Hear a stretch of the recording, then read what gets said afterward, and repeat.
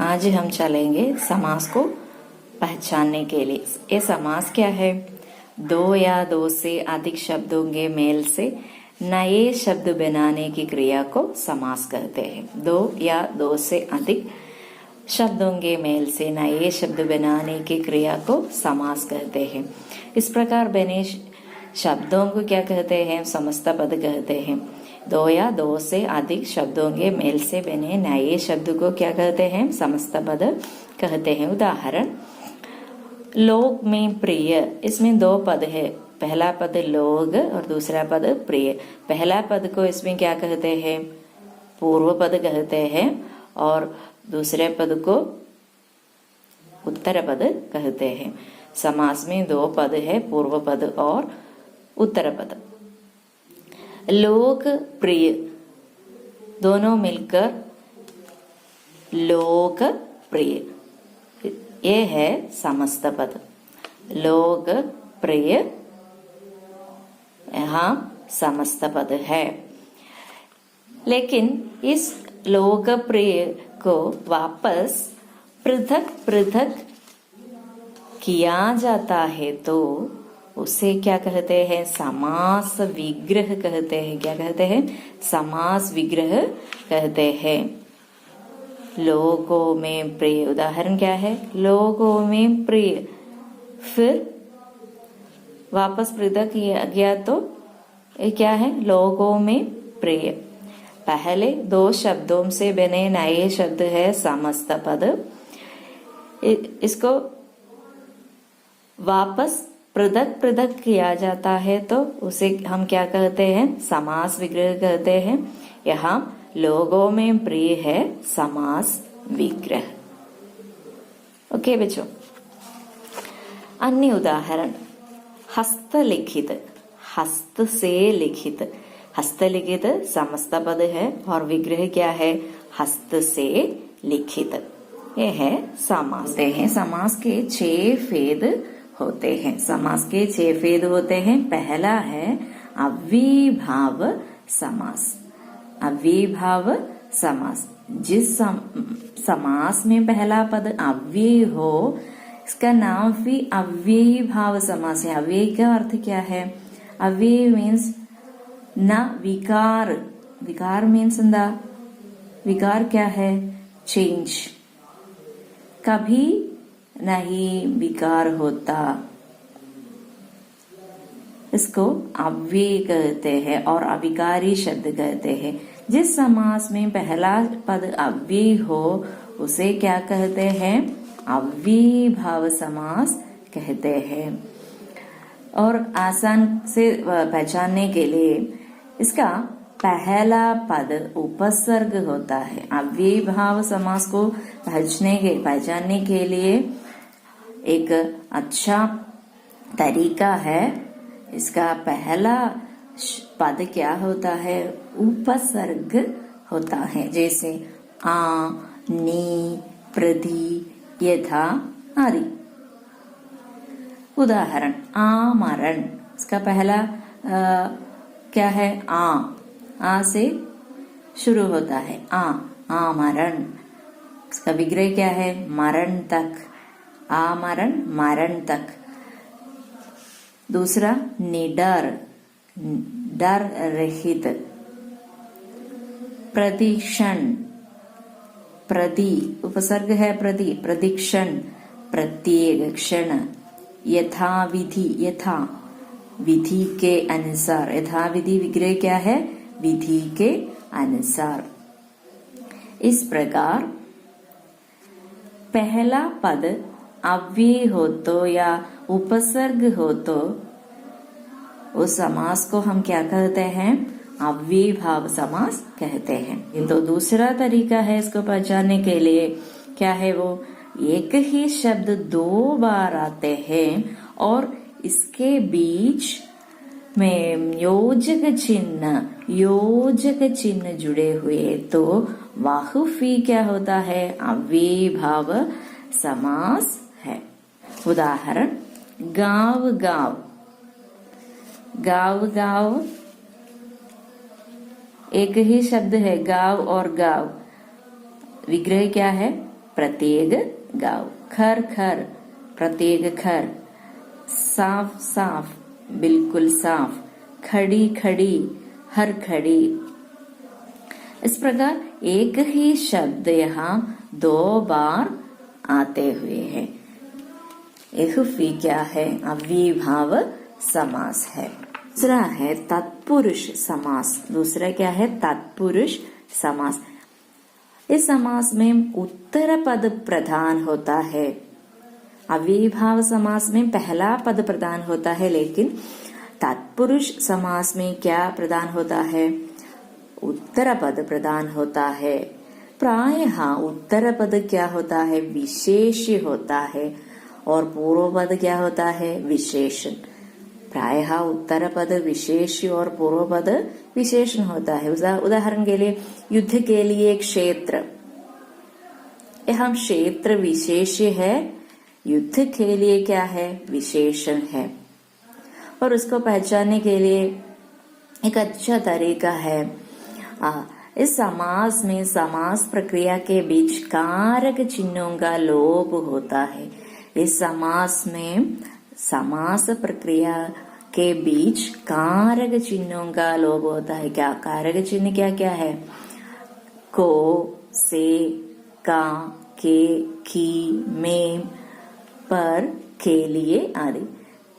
को, से, का, के, की, में, पर, के लिए आदि। उदाहरण, यश प्राप्त, इसका विग्रह क्या है? यश को प्राप्त, यश को प्राप्त। इसमें किसका लोप होता है? समस्त पद बनाते समय को कारक चिन्ह का लोप होता है। को कारक चिन्ह कर्म कारक है, को कर्म कारक है, और इसको हम क्या कहते हैं? कर्म तत्पुरुष कहते हैं। को का लोभ होता है तो वह क्या है? कर्म तत्पुरुष। और अनुभव जन्य, अनुभव से जन्य, से का लोभ होता है। से कारण कारक है, इसलिए कारण तत्पुरुष। सत्याग्रह, सत्य के लिए आग्रह, सत्य के लिए आग्रह। के लिए संप्रदान कारक है, इसलिए संप्रदान तत्पुरुष है। जन्मांध, जन्म से अंधा, जन्म से अंधा। से अपादान कारक है, इसलिए अपादान तत्पुरुष। गंगा तट, गंगा का तट। देश रक्षा, देश की रक्षा। आज्ञानुसार, आज्ञा के अनुसार। का के की संबंधित कारक है, इसलिए संबंध तत्पुरुष। का के की का लोभ होता है तो संबंध तत्पुरुष। और आनंद मग्न, आनंद में मग्न। खुड सवार, घोड़ों पर सवार। में पर अधिकरण कारक का चिन्ह है, इसलिए समास क्या है? अधिकरण तत्पुरुष। ये सभी क्या है? तत्पुरुष समास के उदाहरण है। समस्त पद बनाते समय कारक चिन्ह और विभक्ति का लोप होता है तो वो क्या है? तत्पुरुष समास होते हैं। ओके, और फिर है और नज्ञ तत्पुरुष है, वह इसके बाद आता है। वह क्या है? इस समास के पहले पद और समस्त पद का पहले पद नकारात्मक होता है। न न न आता है। इसका पहला पद प्रायः व आ से शुरू होता है। आ, उदाहरण अनंत। न अंत, नकारात्मक है। न अंत। अनश्वर, न नश्वर। अनाद, न अनाद। अज्ञान, न ज्ञान। अनदेखी, न देखी। नास्तिक, न आस्तिक। इस प्रकार समस्त पद का पहला पद नकारात्मक है तो वह क्या होता है, नज्ञ तत्पुरुष होता है। ये है तत्पुरुष समास। तीसरा है कर्मधारय, पहला पद विशेषण तथा दूसरा पद विशेष होता है। पहला पद विशेषण और दूसरा विशेष, और उपमान उपमेय होता है। पहला उपमान और दूसरा उपमेय होता है।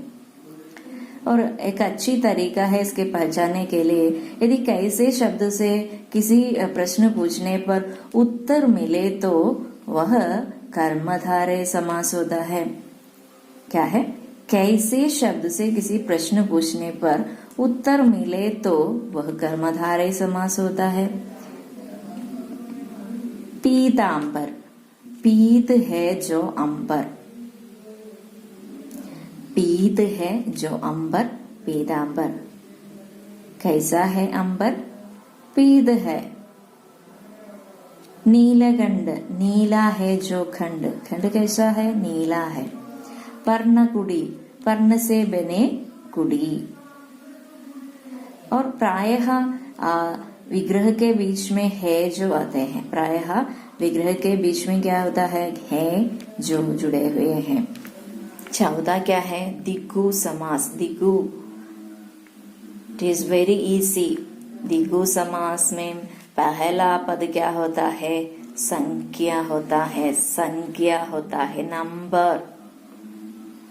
उदाहरण, पंच तत्व, पांच तत्व। विग्रह क्या है, पांच तत्व। सप्ताह, 7 दिनों का समाहार। त्रिलोक, 3 लोगों का समाहार। दोपहर, 2 पहरों का समाहार। चौराहा, 4 राहों का समाहार। नवरत्न, 9 रत्नों का समाहार। इस प्रकार पहले पद क्या होता है, संख्या होता है। 7, 3, 2, 4, 9 आदि। दिगु समास, पहला पद संख्या। पांचवा क्या है, द्वंद्व समास। इसमें दोनों पदों का महत्व होता है, दोनों पदों का महत्व होता है। प्रायः समस्त पद में योजक चिन्ह होता है। समस्त पद में क्या होता है, योजक चिन्ह होता है। और विग्रह में हर समय बीच में क्या होता है, और होता है। विग्रह करते समय इसके बीच में, दोनों पदों के बीच में क्या होता है, और होता है। और गंगा यमुना, विग्रह क्या है, गंगा और यमुना। ऊंच नीच, ऊंच और नीच। जन्म मरण, जन्म और मरण। लाफा लाफ, लाफ और आलाफ। इस प्रकार दोनों पद का महत्व होता है और दोनों पदों के बीच में योजक चिन्ह होता है। समास विग्रह के बीच में क्या होता है, और होता है। यही है द्वंद्व समास। 6, अंत में बहुव्रीहि समास। बहुव्रीहि समास क्या है, दोनों पदों, जैसे पहला और दूसरा, पूर्व पद और उत्तर पद मिलकर तीसरे पद की ओर संकेत करते हैं। बहुव्रीहि समास में दोनों पद मिलकर तीसरे पद की ओर संकेत करते हैं। जैसे इसमें प्रायः देवताओं का नाम आता है, देवताओं का नाम आता है इसमें। उदाहरण, गजानन, गज आनन, गजानन। इसमें पहला पद क्या है, गज, दूसरा पद आनन। लेकिन इसका विग्रह क्या है, गेज जैसे आनन वाला, गेज जैसे आनन वाला। इसका अर्थ क्या है, गणेश, गेज जैसे आनन वाला गणेश जी है। तो तीसरे पद की और संकेत करते हैं। तीसरा पद क्या है, गणेश। इसमें बहुव्रीहि समास में पहला और दूसरा पदों का कोई प्रधान नहीं होता। पहला और दूसरा का कोई प्रधान नहीं होता, किसी तीसरे पद की ओर संकेत करते हैं। उदाहरण, दीर्घ बाहु, विग्रह क्या है, लंबी भुजाओं वाला। लंबी भुजाओं वाला कौन है, विष्णु है। और निशाचर, निशा में विचरण करने वाला, निशा में विचरण करने वाला कौन है? राक्षस। और तीसरा उदाहरण कमल नयन, कमल जैसे नयनों वाला कृष्ण।